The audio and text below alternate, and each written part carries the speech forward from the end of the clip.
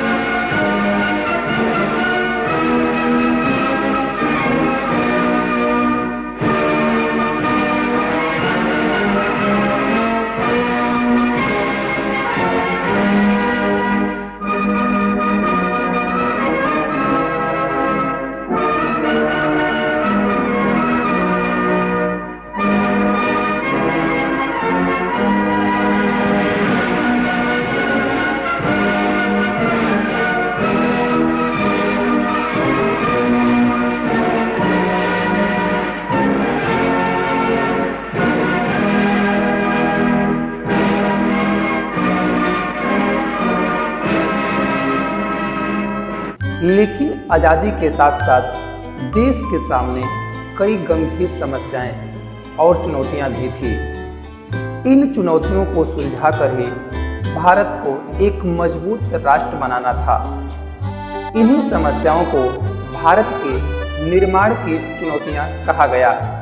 मैं हूं GK sir, the GK study point में आपका स्वागत है। 1947 में भारत का विभाजन हुआ और पाकिस्तान बना। उस समय लाखों लोग इधर उधर विस्थापित हुए।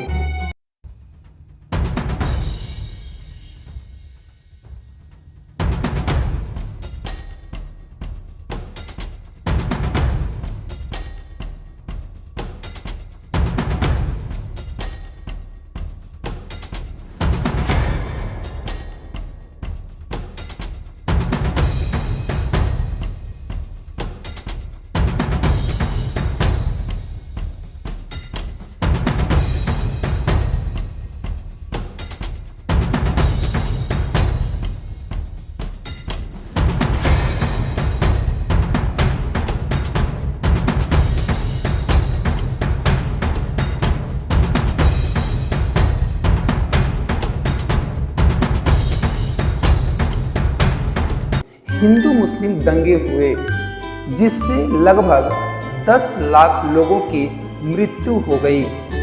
विभाजन के कारण सामाजिक तनाव बढ़ा, आर्थिक व्यवस्थाएं बिगड़ी, मानवीय संकट पैदा हुआ। आज़ादी के समय भारत में लगभग 562 देशी रियासतें थीं, जिससे कुछ रियासतें भारत में मिलना नहीं चाहती थी, जैसे हैदराबाद, जूनागढ़, कश्मीर जैसी रियासतें ने विरोध किया। सरदार वल्लभ भाई पटेल की नीति से हैदराबाद, जूनागढ़ और कश्मीर जैसे रियासतों को मिलाया गया। तो आइए हम जानते हैं कि ये विरोधी रियासत भारत में कैसे मिले। हैदराबाद का भारत में विलय। 1947 में भारत की आज़ादी के बाद हैदराबाद के निजाम मीर उस्मान अली खान ने भारत या पाकिस्तान में शामिल होने से इनकार कर दिया और एक स्वतंत्र राज्य बने रहना चाहा, जबकि 85% आबादी हिंदू थी और भारत में मिलना चाहती थी। निजाम के समर्थन से रजाकार नामक एक अर्धसैनिक बल MIM के नेता काजमी रजमी के नेतृत्व में क्षेत्र में हिंसा, लूटपाट, हिंदुओं पर अत्याचार शुरू कर दिया, जिससे कानून व्यवस्था बिगड़ गई। स्थिति को नियंत्रण करने और हैदराबाद को भारतीय संघ में मिलाने के लिए भारत सरकार ने 13 सितंबर 1948 को ऑपरेशन पोलो नामक सैन्य अभ्यास शुरू किया। इसे पुलिस कार्रवाई कहा गया, क्योंकि यह भारत का आंतरिक मामला था। यह अभियान केवल 5 दिन तक चला, भारतीय सेना ने मेजर जनरल J.S. चौधरी के नेतृत्व में निजाम की सेना को हरा दिया और 17 सितंबर 1948 को निजाम ने आत्मसमर्पण कर दिया।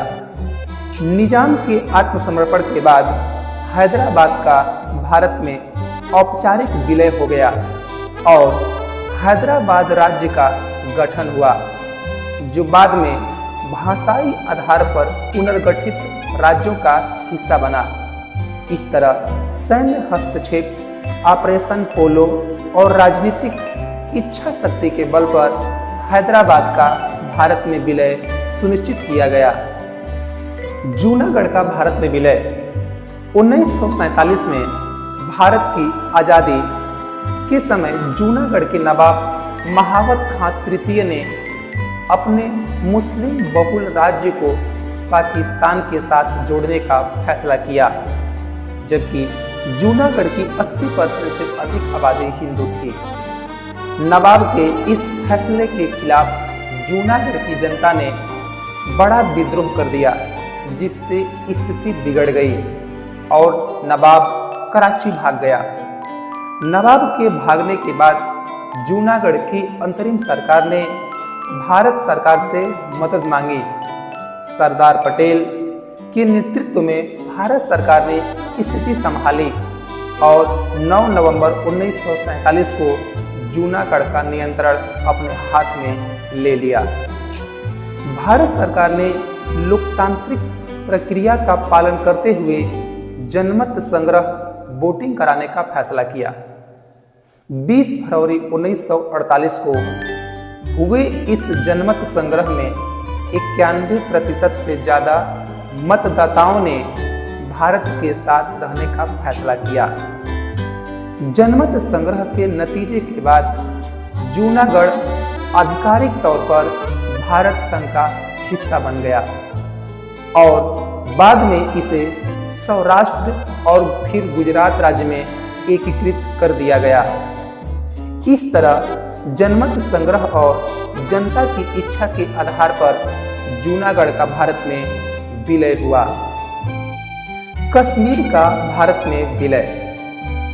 भारत की आज़ादी 1947 के समय जम्मू और कश्मीर एक रियासत थी, जिसके शासक महाराजा हरि सिंह थे और वे भारत या पाकिस्तान किसी में भी मिलना नहीं चाहते थे। अक्टूबर 1947 पाकिस्तान समर्थित कबायली हमलावरों ने कश्मीर पर हमला कर दिया, जिससे महाराजा हरि सिंह को अपनी रियासत बचाने के लिए मदद की जरूरत पड़ी। पाकिस्तानी सेना से बचाव के लिए महाराजा हरि सिंह ने भारत सरकार से मदद मांगी और 26 अक्टूबर 1947 को विलय पत्र पर हस्ताक्षर कर दिए। इस दस्तावेज के साथ जम्मू और कश्मीर का भारत में विलय हो गया। इसे के बाद 27 अक्टूबर 1947 को भारतीय सेना कश्मीर पहुंची और कबायली हमलों को रोका। यह विलय भारतीय स्वतंत्रता अधिनियम 1947 के तहत एक कानूनी प्रक्रिया थी और इस पर हस्ताक्षर के साथ ही कश्मीर भारत का एक अभिन्न हिस्सा बन गया।